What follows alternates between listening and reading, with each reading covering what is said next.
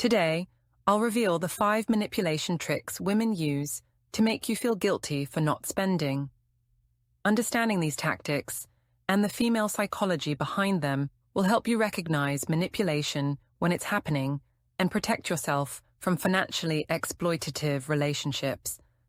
Before we start, hit subscribe and comment below if you've ever felt pressured to spend money even when you weren't comfortable doing so. Your story could help someone else recognize these red flags early. Trick 1. I thought you cared about me. This manipulation trick turns your reasonable financial boundary into evidence that you don't care about her. When you say no to an expense, when you express concern about cost, or when you suggest a more affordable alternative, she responds with this guilt-inducing phrase that reframes the entire situation. The psychology behind this is pure guilt manipulation. She's making you believe that her emotional well-being is directly tied to your financial contributions. Your refusal to spend isn't about money anymore. It's about whether you care about her as a person. She's transformed a financial question into an emotional crisis where you're suddenly the villain. Here's exactly how this sounds. You say something reasonable like, "I don't think we can afford that right now," or "That's outside our budget." Her response, "I thought you cared about me. I guess I was wrong about what I mean to you." Suddenly, you're not having a conversation about finances, you're defending your feelings for her. You end up feeling like the bad guy for prioritizing financial responsibility over her wants.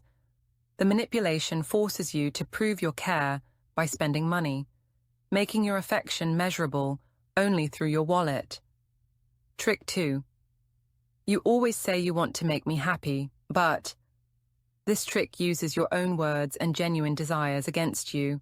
She frames her financial request as the ultimate test of whether you truly want her happiness. If you've ever told her you want to make her happy, which most caring partners do, she'll weaponize that statement to justify why you should fulfill her material demands. The psychology at work is emotional coercion through selective logic. She's using your expressed love for her to manipulate your sense of duty and responsibility.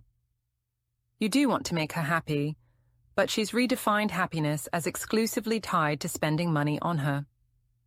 You're not just declining a purchase, you're denying her happiness itself. Listen to how this manipulation sounds. You always say you want to make me happy, but when it comes to something I actually want, you don't want to help. Is my happiness not worth anything to you?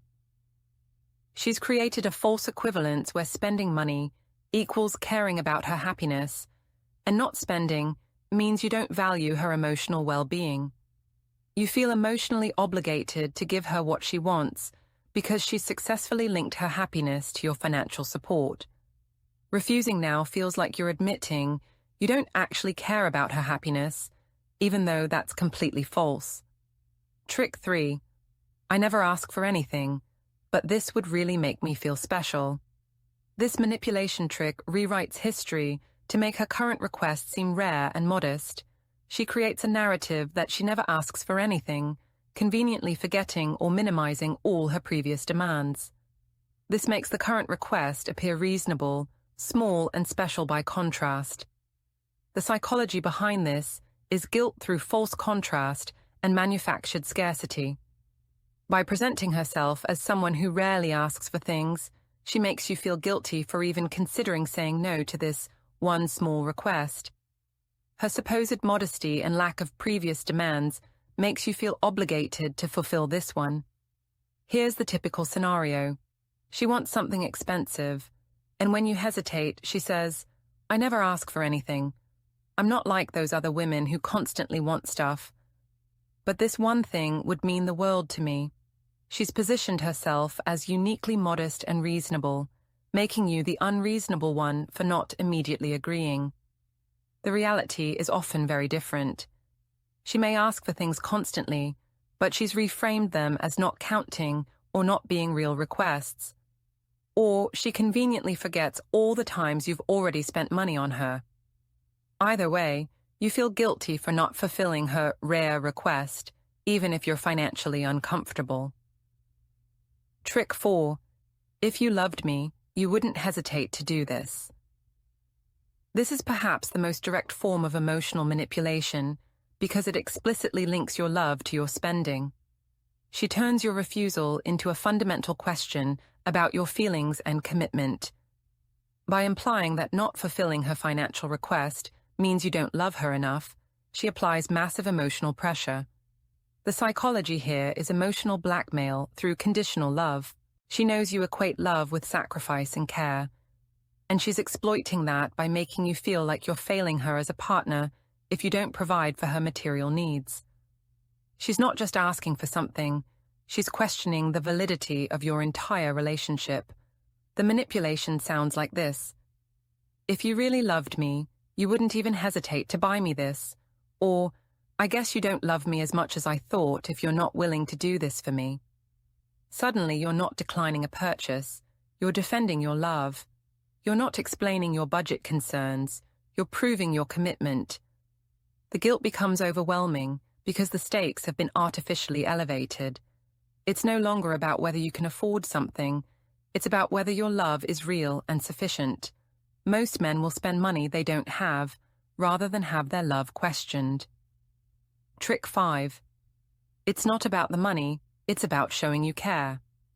This final trick attempts to disconnect the financial request from its actual cost by reframing it as purely emotional gesture. She minimizes the monetary aspect while emphasizing the supposed emotional meaning behind the purchase. If you refuse, you're not refusing to spend money, you're refusing to show affection and care. The psychology behind this is emotional justification and cost minimization. She makes her financial demand sound genuine and innocent by pretending the money doesn't matter. Your refusal no longer looks like financial prudence, it looks like emotional withholding. Here's how it sounds. It's not about the money, it's about showing me that you care. Why do you always focus on the cost? It's about the gesture and what it represents. She's reframed your legitimate financial concern as you being cold and transactional, while positioning herself as someone who values emotional meaning over material things. The manipulation forces you to prove that you're not shallow or money-focused by spending the money. If you continue to express concern about cost, you're proving her point that you care more about money than about showing love. You're trapped in a scenario where the only way to demonstrate you're not materialistic is to spend money. If you recognize these tactics in your relationship, it's time to establish boundaries. These patterns don't improve, they escalate. Hit like, subscribe, and share your experiences in the comments. Your awareness could help another man avoid financial manipulation.